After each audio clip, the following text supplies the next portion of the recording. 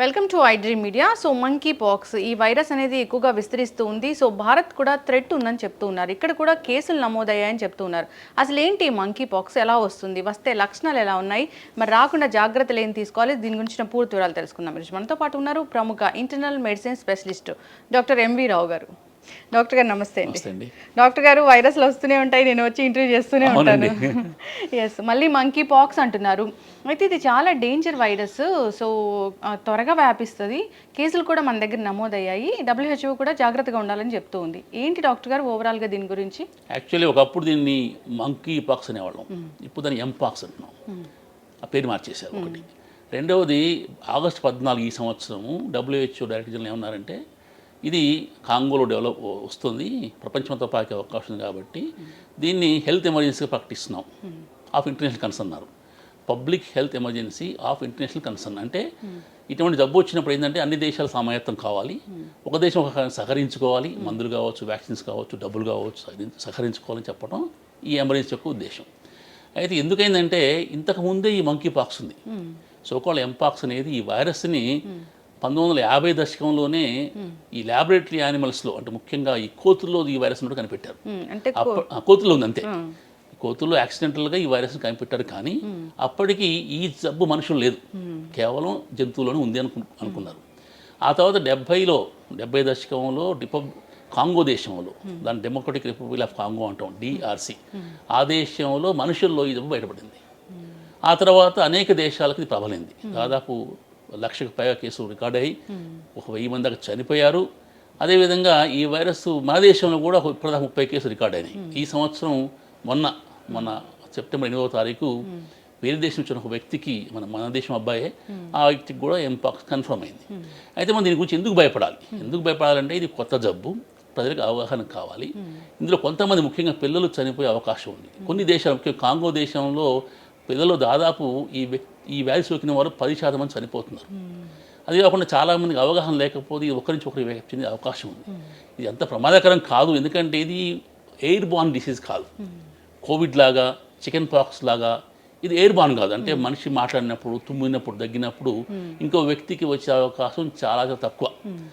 ఒక వ్యక్తి దగ్గర, అంటే ఎంపాక్స్ వ్యాధి ఉన్న దగ్గర ఒక వ్యక్తి 3 అవర్స్ 4 అవర్స్ ఉండి మరీ క్లోజ్గా ఉన్నప్పుడు ఒక వ్యక్తి నుంచి వ్యక్తికి వస్తుంది. అంటే టచ్తో వస్తుంది. ఇది ఎలా వస్తుంది అంటే స్కిన్ టచ్.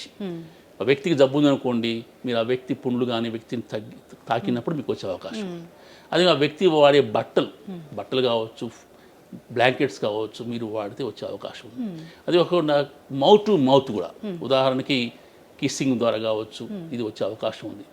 అది ఫేస్ టు ఫేస్, ఇందాక నేను చెప్పినట్టుగా ఎయిర్ బార్న్ మరీ దగ్గరగా ఉండి మాట్లాడినప్పుడు, కొన్ని గంటలు మాట్లాడినప్పుడు ఎయిర్ డ్రాప్స్తో వచ్చే అవకాశం ఉంది, కానీ అది అంత ఎక్కువ కాదు. అది కాకుండా ఇంకోటి అంటే, ఇంత టచ్ అన్నప్పుడు మౌత్ టు మౌత్ కాకుండా అది సెక్స్ ద్వారా కూడా వ్యాప్తి చెందుతుంది. ముఖ్యంగా ఇప్పుడు వచ్చే క్లాడ్ 1B అనే వెరైటీ ముఖ్యంగా సెక్స్ ద్వారా, అసహజ పద్ధతిలో, ముఖ్యంగా గే పర్సన్లో, అదే మల్టిపుల్ సెక్స్ పార్ట్నర్స్ ఉన్న వారిలో ఈ వ్యాధి ఎక్కువ కనపడుతుంది. కాబట్టి ప్రపంచ ఆరోగ్య సంస్థ సెక్స్ ద్వారా వచ్చి ఏ వ్యాధి అయినా సరే, ఉదాహరణకు HIV అన్ని దేశాలకి అనతి కాలంలో పాకిపోయింది, అలాగే ఇది కూడా పాకే అవకాశం ఉందని దీన్ని పబ్లిక్ హెల్త్ ఎమర్జెన్సీగా ప్రకటించారు. క్లాడ్ 1B అంటే ఫస్ట్ బీతోనే స్టార్ట్ అయిందా? అంటే ఇప్పుడు మనకి ఇందులో 2 రకాల సబ్ టైప్స్ ఉన్నాయి, క్లాడ్ 1, క్లాడ్ 2. మళ్ళీ క్లాడ్ 1లో clade 1A 1B sub variants ఉన్నాయి, అలాగే క్లాడ్ 2లో కూడా క్లాడ్ 2AB సబ్ వేరియంట్స్ ఉన్నాయి. ఇంతకుముందు వచ్చిన 2022లో వచ్చిన అవుట్ బ్రేక్ అనేది క్లాడ్ 2. ఇప్పుడు వచ్చేది క్లాడ్ 1B. ఈ క్లాడ్ 1B అనేది ముఖ్యంగా సెక్స్ ద్వారా వ్యాప్తి చెందుతుంది ప్రపంచ ఆరోగ్య సంస్థ చెప్తుంది. మరి మొన్న ఒక కేసు డిటెక్ట్ అయింది ఇండియాలో అన్నారు, దాంట్లో ఏది ఉందని వేరియంట్ తెలిసిందా డాక్టర్ గారు? అది ఇంతవరకు మనకు తెలియదు. ప్రాబబ్లీ ఇది క్లాడ్ 1B అనుకుంటున్నాను, ఎందుకంటే ఆ వ్యక్తి కూడా ఏదైతే దేశంలో ఈ వ్యాధి ఉందో అక్కడి నుంచి వచ్చారు కాబట్టి అదే వేరియంట్ ఉందని అనుకుంటున్నాను. ఎస్, దీని లక్షణాలు అంటే ఓవరాల్గా ఇది కనిపిస్తే మనకి వైరస్ ఉన్నట్లు అని ఏమైనా ఉంటుందా? ఇది చాలా ముఖ్యమైనది, ఎందుకంటే ఇప్పుడు అందరూ కూడా భయపడుతున్నారు. ఏ జ్వరం వచ్చినా కానీ ఎంపాక్సా, మేము కోతుల దగ్గర ఉన్నాం, మా ఊళ్ళో కోతులు నేను భయపడుతున్నారు ఇదా. కానీ ఎంపాక్స్కి ప్రత్యేకమైన లక్షణాలు ఏంటంటే, ముందు జ్వరం వస్తుంది, అన్ని వైరల్ ఫీవర్లని జ్వరం వచ్చే అవకాశం ఉంది, ఒళ్ళు నొప్పులు ఉంటాయి, తలనొప్పి ఉంటుంది, నీరసంగా ఉంటారు. ఇందులో ముఖ్యమైన సిమ్టమ్ ఏంటంటే, ముందు దద్దులు వస్తాయి చిన్నవి, అవి బుడిపుల్లాగా మారుతాయి, ఒక 1/2 సెంటీమీటర్ కంటే తక్కువ సైజులో బుడిపులు వచ్చి, ఆ తర్వాత అవి బొబ్బలాగా మారుతాయి, బ్లిస్టర్స్ అంటాం, అందులో క్లియర్ ఫ్లో ఉంటుంది. ఆ బొబ్బల తర్వాత మధ్యలో చిన్న అంబలికస్ లాగా చిన్న గుంట ఏర్పడుతుంది. అదో కొంతమందిలో దీంట్లో పస్ చేరే అవకాశం ఉంది. సో ఏ వ్యక్తి అయినా ఒక మంకీ పాక్స్ ఉన్న వ్యక్తికి ఎక్స్పోజ్ అయినప్పుడు వీరికి రావడానికి కొంచెం టైం పడుతుంది. దీన్ని మనం ఇంక్యుబేషన్ పీరియడ్ అంటాం. ఇది దాదాపు 6 నుంచి 15-14 ఉంటుంది. దాదాపు ఒక్కొక్కసారి 3 వీక్స్ వరకు కూడా ఇది వచ్చే అవకాశం ఉంది. 6 to 21 days అంటారు, దీన్ని ఇంక్యుబేషన్ పీరియడ్ అంటాం. ఇది వచ్చే ముందు మనకి జ్వరము, ఒళ్ళు నొప్పులు, ఆ ర్యాష్ ఇందాక చెప్పినట్టుగా ముందు ఒక దద్దు రావటం, దాని మీద బుడిప కావటం, ప్లిస్టర్ కావటం, దాంట్లో పస్సు రావటం, ఆ తర్వాత క్రమక్రమంగా ఇది మానిపోయి ఊడిపోతుంది, స్కాబ్ అంటాం, ఊడిపోతుంది. సో ఈ వ్యక్తులు ఈ స్కాబ్ ఊడిపోయి నార్మల్ స్కిన్ వచ్చిన దాకా కూడా వేరే వాళ్ళకి ఇన్ఫెక్షన్ అందించే అవకాశం ఉంది. అంటే ఆల్మోస్ట్ హీల్ అయిన దాకా, అంటే స్కాబ్ ఊడిపోయిన దాకా కూడా ఈ వ్యక్తి ద్వారా ఇంకో వ్యక్తికి ఎంపాక్స్ వచ్చే అవకాశం ఉంది. కాబట్టి ఈ లక్షణం ఉన్న వ్యక్తులు ముఖ్యంగా మన దేశంలో ముఖ్యంగా చాలామంది పేషెంట్స్, విద్యార్థులు ఆఫ్రికా నుంచి వస్తున్నారు. ఎక్కడైతే ఎంపాక్స్ ఉందో ఆ దేశాల నుంచి కూడా చాలామంది మన దేశానికి పేషెంట్లు వస్తున్నారు, విద్యార్థులు వస్తున్నారు. ముఖ్యంగా హైదరాబాద్లో చూస్తే చాలామంది పేషెంట్లు, మా హాస్పిటల్ కూడా చాలామంది వ్యక్తులు ఆఫ్రికా నుంచి వస్తుంటారు. అదేవిధంగా మనం చూస్తే విద్యార్థులు చాలామంది, వేల మంది మనకి హైదరాబాద్లో ఉన్నారు. సో వీరు రాకపోకలు ఎక్కువనే కాబట్టి వీరి ద్వారా మన దేశంలో ఎంపాక్స్ ప్రవహించే అవకాశం లేకపోలేదు. అందుకనే ఏ వ్యక్తికైనా ముఖ్యంగా ఆ దేశాల నుంచి ప్రయాణించి ఆ దేశం వచ్చిన వ్యక్తుల్లో జ్వరం కానీ లక్షణాలు ఉంటే వెంటనే మనం ఐసోలేట్ చేసి తప్పకుండా పరీక్ష చేయాలని మనకి ప్రభుత్వం ఆదేశాలు ఇచ్చింది. సో ఇది డయాగ్నోసిస్ కూడా మన స్కిన్ నుంచే, ఎక్కడైతే ఆ నాడ్యూల్ కానీ బ్లిస్టర్ కానీ ఉందో అక్కడ నుంచే మనం టెస్ట్ చేయాలి. ఒకవేళ సహజం కాకపోతే ఒక్కొక్కసారి మనం నోటి ద్వారా నోటిఫికేషన్స్ కూడా టెస్ట్ చేస్తారు. ఒక్కోసారి మన ద్వారా అందరూ కూడా స్వాబ్ తీసి ఈ పరీక్ష పంపిస్తారు. కానీ బ్లడ్ ద్వారా మాత్రం ఇది మనం నిర్ధారించలేము. కేవలం ఆ స్కిన్ నుంచి చేస్తేనే మనం ఆర్ఎన్ఏ, సోకాల్ డిఎన్ఏ, ఆ పీసీఆర్ ద్వారా దీన్ని కనిపెడుతుంటారు. అంటే ఇది కోవిడ్ లాగా ఆర్ఎన్ఏతో కాదు, ఇది డిఎన్ఏ వైరస్. ఓకే. అయితే మరి ఇది వచ్చింది, ట్రీట్మెంట్ అంటే ఎలా ఉంది? అయితే ఈ వైరస్కి ఏంటంటే ముందు ట్రీట్మెంట్ ఇప్పుడు ఉంది. ఎందుకంటే ఒకప్పుడు స్మాల్ పాక్స్, మన స్మాల్ పాక్స్ అనేది కూడా ఈ పాక్స్ వైరస్ చెందిన వైరసే. కానీ దానివల్ల మోర్టాలిటీ ఎక్కువ ఉండేది, చాలామంది చనిపోయేవాళ్ళు. కొంచెం లక్షల మంది కూడా ప్రపంచంలో చనిపోయిన దాఖలాలు ఉన్నాయి. కాకపోతే సమర్థవంతమైన వ్యాక్సిన్ వల్ల ఆ జబ్బు మనం పూర్తిగా నిర్మూలించాం. 1977లో లాస్ట్ పేషెంట్ సొమాలియాలో రికార్డ్ అయింది. 1980లో ప్రపంచ ఆరోగ్య సంస్థ గర్వంగా ఈ స్మాల్ పాక్స్ మేము పూర్తి నిర్మూలించాము, ఇప్పుడు లేదని నిర్ధారించారు. సో అప్పటి నుంచి కూడా మనకి స్మాల్ పాక్స్ కేసులు లేవు. అయితే ఈ స్మాల్ పాక్స్ వైరస్, ఇప్పుడు మనం అనుకునే ఎంపాక్స్ వైరస్, ఇతర ఇంకొక వ్యాక్సినియా వైరస్ అనేవి కూడా ఒకే జాతి చెందినాయి. ఒకదానికి ఇన్ఫెక్షన్ వస్తే ఇంకోటి ఏంటంటే అదృష్టం ఏంటంటే ఇంకో వైరస్ కూడా, అంటే ఈ 3 వైరస్లు ఏ వైరస్ ఇన్ఫెక్షన్ ఇంకో 2 వైరస్ కూడా ఇమ్యూనిటీ ఉంటుంది. ఉదాహరణకు వ్యాక్సినియా వైరస్ కానీ స్మాల్ పాక్స్ వచ్చిందనుకోండి, ఎంపాక్స్ రాదు. అందుకే దాన్ని అడ్వాంటేజ్ తీసుకుని అప్పుడు ఏం చేశారంటే వ్యాక్సినియాతోనే వైరస్ని డైరెక్ట్ ఇన్యాక్యులేట్ చేసి స్మాల్ పాక్స్ లేకుండా అప్పుడు నిర్మూలించారు. ఫస్ట్ వ్యాక్సిన్ జెనిఫర్ కనిపెట్టిన వ్యాక్సిన్ అది. సో ఆ విధంగా మనం ఆ విధంగా ఇప్పుడు ఏంటంటే మనం ఇప్పుడు ఇది కూడా ఎంపాక్స్ కూడా ఇంతకుముందు స్మాల్ పాక్స్ వచ్చిన వారిలో స్మాల్ పాక్స్ వ్యాక్సిన్ వేసుకున్న వారు ఇది వచ్చే అవకాశాలు చాలా తక్కువ, ఆల్మోస్ట్ లేదని చెప్పాలి. అదేవిధంగా స్మాల్ పాక్స్ వల్ల యాంటీ వైరల్ మందులు దీన్ని కూడా పనిచేస్తాయి. కొన్ని యాంటీవైరల్ మందులు ముఖ్యంగా అమెరికాలో దాన్ని అప్రూవ్ చేసే ఎమర్జెన్సీ ఆథరైజేషన్ కింద ఆ మందులు ఈ వైరస్ పనిచేసే అవకాశం ఉంది. అది కాకుండా ఎంపాక్స్ ఉన్న వ్యక్తి మనం ఎక్స్పోజ్ అయినప్పుడు ఒకవేళ మన అనుమానం వచ్చి మనం టచ్ చేసిన యాక్సిడెంటల్గా తెలియక వారికి 4 రోజుల లోపు ఈ వ్యాక్సిన్ ఇస్తే ఈ వ్యాక్సిన్ పనిచేసే అవకాశం ఉంది. దీన్ని పోస్ట్ ఎక్స్పోజర్ వ్యాక్సిన్ అంటాం. అదేవిధంగా హెల్త్ కేర్ పర్సన్లోను, మల్టిపుల్ సెక్స్ పార్ట్స్ ఉన్న వాళ్ళను, అసహజ పద్ధతిలో సెక్స్ పాల్గొనే వారిలో కూడా ఈ వ్యాక్సిన్ ఇవ్వమని ప్రపంచ ఆరోగ్య సంస్థ చెప్తుంది, ముఖ్యంగా ఆ దేశాల్లో. సో ఆ దేశాలకు ఇప్పుడు వ్యాక్సిన్ సప్లై చేయబడుతుంది. కాబట్టి త్వరలో మనం ఈ అవుట్ బ్రేక్ని అరికట్టే అవకాశం లేకపోలేదు. ఓకే, అంటే మన ఇండియాలో ఉందా డాక్టర్? ఇండియాలో ప్రస్తుతానికి లేదు, కానీ తప్పకుండా ప్రభుత్వం దానికి ఏర్పాటు చేస్తుంది.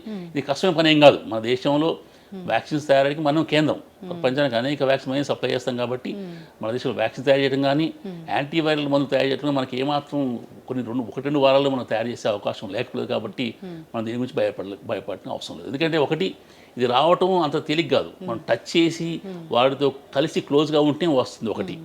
2, దీనికి వ్యాక్సిన్ ఉంది. 3, దీనికి ట్రీట్మెంట్ ఉంది.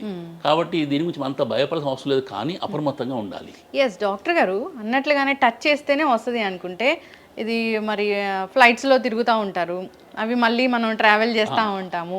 ఆ విధంగా టచ్ చేసినప్పుడు అక్కడ ఏదైనా ఉండి అది మళ్ళీ చాలా ఇంపార్టెంట్ ప్రశ్న. ఎందుకంటే మనం ప్రయాణం చేసినప్పుడు కానీ బయటికి వెళ్ళి ఇంటికి వచ్చినప్పుడు హ్యాండ్ హైజీన్ చాలా ఇంపార్టెంట్. తప్పకుండా మీరు చేతులు పరిశుభ్రంగా ఉంచుకోవాలి. కోవిడ్ టైంలో ఇది బ్రహ్మాండంగా మనం పాటించాం, మళ్ళీ ఆ సూచనలు పాటించాలి. ముఖ్యంగా మనం ఫ్లైట్లో కానీ, ముఖ్యంగా ఇంటర్నేషనల్ ట్రావెల్ చేసినప్పుడు కానివ్వండి, బస్సులో కానీ ట్రైన్లో ప్రయాణం చేసినప్పుడు అనవసరంగా మన చేతిని ఎక్కడ ముట్టుకోవద్దు మనం. సో తప్పకుండా చేతులు కడుక్కున్న తర్వాతనే మనం మన చేతిని ఎక్కడనే పెట్టాలి. ముఖ్యంగా భోజనం చేసే ముందు కానీ తర్వాత కానీ ముఖ్య చేతులు శుభ్రంగా కడుక్కోవాలి. సో హ్యాండ్ హైజీన్ చాలా ఇంపార్టెంట్. అట్లాగే ఎవరికి అనుమానం వస్తే మనకు ఫర్ ఎగ్జాంపుల్ మనం వేరే దేశం వెళ్ళినప్పుడు కానివ్వండి, అనవసరంగా మనం ప్రయాణాలు చేయకూడదు. చేస్తే కానీ మనం చాలా జాగ్రత్తగా ఉండాలి. సిమ్టమ్స్ రాగానే జ్వరం కానీ ఈ దద్దులు కనపడిన వెంటనే మన డాక్టర్ని సంపాదించి సరైన చికిత్స తీసుకుంటే దీనివల్ల మార్టాలిటీ వచ్చే అవకాశం తక్కువ. ఎందుకంటే బాగా డెవలప్ అయిన కంట్రీస్లో, యూరోప్లో కూడా ఈ కేసు కనపడ్డాయి, యుఎస్లో ఉన్నాయి, కానీ అక్కడ మోర్టాలిటీ తక్కువ. అదే వైరస్ మరి ఆఫ్రికా దేశాల్లో కొంతమంది ఎక్కువ మంది చనిపోతున్నారు. దానికి కారణం ఏంటంటే వారికి అవగాహన లేకపోవటం, వైద్య సదుపాయాలు లేకపోవటం, మందులు లేకపోవటం. సో మోర్టాలిటీ అనేది ఎక్కువే ఉందా డాక్టర్ గారు? కొంతమందిలో ఇది 6 నుంచి 10%, కొన్ని దేశాలు 1% ఉంది. ఉదాహరణకు కాంగోలో పిల్లల్లో దాదాపు 10% చనిపోతున్నారు. పిల్లలు ఇమ్యూనిటీ తక్కువ, వారు తీవ్రంగా వస్తుంది కాబట్టి అందులో కొంచెం చనిపోతున్నారు. కాకపోతే ఇందాక అన్నట్టుగా ఎర్లీ డయాగ్నోస్ చేసి తొందరగా మందు మొదలెడితే ఈ మోర్టాలిటీ తగ్గే అవకాశం ఉంది. దీనికి చికిత్స ఏంటంటే సపోర్టివ్ ట్రీట్మెంటే, యాంటీవైరల్ మందుతో పాటు సపోర్టివ్ ట్రీట్మెంట్ ఇవ్వాలి. ఖచ్చితంగా డాక్టర్ గారు. అయితే చికెన్ పాక్స్కి, మంకీ పాక్స్కి, ఎంపాక్స్కి ఏమైనా డిఫరెన్స్ అంటే ఏముంటుందా? చికెన్ పాక్స్ అనేది డిఫరెంట్ వైరస్, అది హెర్పీస్ వైరస్. అది గాలి ద్వారా వ్యాప్తి చెందుతుంది. ఇప్పుడు మనం చికెన్ పాక్స్ అనే వ్యక్తి తమ్మినా దగ్గినా అది వెంటనే చాలా హైలీ ట్రాన్స్మిటబుల్, అది చాలా ఎక్కువ ఒకరి నుంచి ఒకరికి అంటుకునే వ్యాధి. అది ఎంపాక్స్ తొందరగా ఒకరి నుంచి ఒకరికి వ్యాపించదు, టచ్ చేస్తేనే వ్యాపిస్తుంది ముఖ్యంగా. అదే చికెన్ పాక్స్ వైరస్ దానికి మీకు వ్యాక్సిన్ ఉంది, మందులు ఉన్నాయి. ఎంపాక్స్ కూడా వ్యాక్సిన్ ఉంది, మందులు ఉన్నాయి. చికెన్ పాక్స్ వచ్చినప్పుడు ర్యాష్ ఏంటంటే మనం సెంట్రీ పెటల్ ర్యాష్ అంటాం. అంటే ముందు బాడీ ట్రంక్లో వీపు మీద ఛాతి మీద మొదలై ఆ తర్వాత మొహానికి చెదులు పాకుతుంది. ఎంపాక్స్ ర్యాష్ ఎలా ఉంటుందంటే ఈ దద్దులు కానీ బొబ్బలు కానీ ముందు మొహం మీద చేతుల మీద స్టార్ట్ అవుతాయి, అరిచేతులు అరికాళ్ళు కూడా ఉంటాయి. చికెన్ పాక్స్లో అరిచేతులు అరికాళ్ళు ఉండడం అంత ఎక్కువ కామన్ కాదు. కాకపోతే ఎంపాక్స్లో అరిచేతులు అరికాళ్ళు కూడా మనకి బ్లిస్టర్స్ అవి కనపడుతుంటాయి. ఒక్కోసారి ఈ ఎంపాక్స్ వైరస్ కంటిలో వస్తే కార్నియా మీద కన్ను కూడా పోయే అవకాశం ఉంది. స్మాల్ పాక్స్ వల్ల ఎంతమంది చాలామంది అందులో అయ్యారు అప్పుడు. అదే ఎంపాక్స్ కూడా మొహం మీద వచ్చి కంటిలో వస్తే కూడా త్వరగా ట్రీట్మెంట్ తీసుకోకపోతే ఆ కార్నియా దెబ్బతిని చూపు కోల్పోయే అవకాశం ఉంది. సో అందుకని ఎంపాక్స్ వచ్చినప్పుడు కంటి డాక్టర్ కూడా మనం కంటిలో అంటే వెంటనే నేత్ర వైద్యం కూడా మనం కన్సల్ట్ చేయాలి. ఖచ్చితంగా డాక్టర్ గారు. అయితే చివరిగా ఈ మంకీ పాక్స్ అనేది ఎప్పుడో 1958లోనే డిటెక్ట్ అయింది, అది కూడా ల్యాబొరేటరీ ఉన్న మంకీస్లోనా? అయితే ఇప్పుడు అందరూ భయపడుతున్నారు ఏంటంటే నార్మల్ మంకీస్ ఉన్నాయి, ఇప్పుడు విలేజెస్లోకి వచ్చేసాయి, వీటి వల్ల వస్తుందా అని. చాలామంది పేషెంట్ అదే క్వశ్చన్ అడుగుతున్నారు. ఎందుకంటే మన గ్రామాల్లో ఇప్పుడు అన్ని గ్రామాల్లో కూడా ముఖ్యంగా తెలంగాణ, ఆంధ్రప్రదేశ్ చాలా కోతులు కనపడుతున్నాయి. చాలామంది పేషెంట్స్ ఫ్రెండ్స్ అడుగుతున్నారు, అది చాలా మంకీస్ కనపడుతున్నాయి, ఏమైనా ప్రమాదం దానివల్ల ఎంపాక్స్ లేదా మంకీ పాక్స్ వ్యాధి వస్తుందని అడుగుతున్నారు. అయితే ఇది కరెక్ట్ కాదు. మంకీ పాక్స్ అనేది మంకీ ద్వారా రాదు. అదేంటంటే 50 దశకంలో ల్యాబొరేటరీ యానిమల్లో అంటే ముఖ్యంగా మంకీలో ఈ వైరస్ కనపడింది కాబట్టి మంకీ పాక్స్ ఉన్నారు. ఆ తర్వాత 72లో ఇందాక చెప్పిన కాంగో దేశంలో వాళ్ళు తినే మాంసం వల్ల కావచ్చు, వాళ్ళు వేటాడే జంతువులు ముట్టుకోవడం వల్ల కావచ్చు, అక్కడ ర్యాట్స్ అంటే ఎలుకలు, ఉడతలు అవన్నీ తింటుంటారు వైల్డ్ మీట్ని. సో వాళ్ళు అడవికి వెళ్ళి వేటాడి ఆ మాంసం తెచ్చుకొని తింటుంటారు. ఆ మాంసం తినడం వల్ల కావచ్చు, ఆ యానిమల్ ముట్టుకోవడం కావచ్చు, ఆ యానిమల్ స్కిన్ తీస్తుంటారు, స్కిన్నింగ్ అంటాం, ఆ స్కిన్ తీసేవచ్చు కావచ్చు. దానివల్ల ఒక వ్యక్తికి వచ్చిందన్నమాట. అంటే యానిమల్లో ఉండే అప్పటిదాకా యానిమల్లో ఉండే వైరస్ మనుషుకి ఇలా పాకింది. దీన్ని మనం జూనోటిక్ డిసీజ్ అంటాం, జూనోసిస్ అంటే యానిమల్స్లో ఉండే జబ్బు మనుషులు రావడం, దీన్ని జూనోటిక్ డిసీజ్ అంటాం. అలా వచ్చింది, అలా రావటం వల్ల అవుట్ బ్రేక్ స్టార్ట్ అయ్యాయి. అంతేగాని ఇది మన దేశంలో ఉన్న మంకీస్ లేదు కాబట్టి మీరు మంకీస్ గురించి భయపడకూడదు, మంకీ ద్వారా వస్తుంది భయపడకూడదు. మంకీ పాక్స్ అనే పదం అందుకే తీసి ఇప్పుడు ఎంపాక్స్ని పెట్టారు. అయినా కానీ మనకు అందరిలో కూడా మంకీ పాక్స్ని గుర్తుంది. సో మంకీ పాక్స్ అనే కోతులు గుర్తొస్తున్నాయి, ఇది కోతుల ద్వారా రాదు. ఖచ్చితంగా డాక్టర్ గారు. ఇంకా ఫైనల్గా ఒక్కసారి జాగ్రత్తలు అంటే ఏం చెప్తారు, ఇది రాకూడదంటే? ఏ జబ్బు అయినా కానీ మనం కొన్ని జాగ్రత్తలు పాటిస్తే చాలా వరకు మనకు రాకుండా ఉంటుంది. మంకీ పాక్స్ విషయంలో ఏంటంటే వ్యక్తిగత పరిశుభ్రత, హ్యాండ్ హైజీన్. రెండవది ఎవరైనా జ్వరం కానీ ర్యాష్ కానీ ఉంటే వారిని ముట్టుకోవద్దు, వారి బట్టలు మీరు వాడకూడదు. అదేవిధంగా ఎవరైతే మల్టిపుల్ సెక్స్ పార్ట్స్ ఉంటారో, ఎవరైతే అసహజ పద్ధతిలో సెక్స్ చేస్తుంటారో వారు తప్పకుండా కూడా కొన్ని సూచనలు పాటించాలి. ఒకటి అది దాన్ని అవాయిడ్ చేయాలి. రెండవది వారు బ్యారియర్ మెథడ్ ఉపయోగించుకుంటారు, కాండమ్స్ వాడుతూ ఉండాలి. అసలు వారిని ముట్టుకోవద్దు, ఎందుకంటే ఇది కిస్ ద్వారా వస్తుంది, టచ్ చేస్తే వస్తుంది, దగ్గర క్లోజ్గా ఉండి ఎక్కువసేపు మాట్లాడిన వస్తుంది కాబట్టి అవన్నీ కూడా మనం అవాయిడ్ చేయాలి. ఏ వ్యక్తికైనా జ్వరం కానీ దద్దుగా ఉంటే వారి దూరంగా ఉంటేనే మంచిది. మన దేశంలో ఏంటంటే చాలామంది పేషెంట్ అడ్మిట్ కాగానే ఆ పేషెంట్ పరామర్శ కోసం అవును. అదొక సెంటిమెంట్ కావచ్చు, అదొక ఫార్మాలిటీ కావచ్చు, వందల వచ్చి పేషెంట్ చూస్తుంటారు. అది మంచి పద్ధతి కాదు. వారితో పాటు కుటుంబ సభ్యులతో పాటు పిల్లలు కూడా తీసుకొస్తుంటారు. Yes doctor. దానివల్ల పిల్లలకి ఇమ్యూనిటీ తక్కువ ఉంటుంది కాబట్టి ఆ పిల్లలకి ఈ వ్యాధి వచ్చే అవకాశం ఉంది. కాబట్టి ఈ జబ్బే కాదు, ఏ జబ్బు అయినా కానీ మీరు హాస్పిటల్కి సందర్శించడం తగ్గిస్తే మంచిది. దానివల్ల మీకు జబ్బు వస్తుంది, పేషెంట్కి కూడా ఆయన డిస్టర్బ్ అవుతుంది, అదే వాళ్ళకు కూడా వేరే ఇన్ఫెక్షన్ వచ్చే అవకాశం ఉంది. ఎందుకంటే మనం ఎన్నో ఇన్ఫెక్షన్ క్యారీ చేస్తుంటాం, అవి కూడా పేషెంట్కి వచ్చే అవకాశం ఉంది. కాబట్టి హాస్పిటల్కి చాలా వరకు మనం తక్కువ సార్లు వెళ్తే మంచిది, వెళ్ళినా ఎక్కువసేపు ఉండకూడదు. ఎస్, ఒక ప్రోటోకాల్ ఉంటుంది హాస్పిటల్కి. పేషెంట్ లోపల ఉంటే ఇలా ఉండాలి అనేది, ఆ పద్ధతి అనేది ఉంటుంది, అది పాటించాలని కోరుకున్నాం డాక్టర్ గారు. అవును, చాలా మంది పాటించరు. దానికి ఒక పెద్ద వ్యవస్థ, మాకు పెద్ద సెక్యూరిటీ, బతిలాడతాం, గొడవలు అవుతుంటాయి. అది అర్థం చేసుకోండి, ఎందుకంటే అది చేసేదంతా వారి కోసమే, పేషెంట్స్ కోసం, వాళ్ళ కుటుంబ సభ్యుల కోసం. ఎస్, ఖచ్చితంగా డాక్టర్ గారు. ఈ టాపిక్ మీద మళ్ళీ నాకు ఒక ఇంటర్వ్యూ అయితే కావాలి. పేషెంట్ని చూడడానికి వచ్చినప్పుడు జనరల్గా జాగ్రత్తలు ఏంటి అనేది. అదే కాదు, అసలు పేషెంట్ వచ్చినప్పుడు పేషెంట్ ఏం చేయాలి, డాక్టర్ దగ్గర వచ్చే ముందు ఏ రికార్డ్స్ పట్టుకోవాలి, ఎలా ఉండాలని ఒకసారి మనం చాలా ఇంపార్టెంట్ టాపిక్ తప్పకుండా చేద్దాం. ఎస్, ఖచ్చితంగా డాక్టర్ గారు.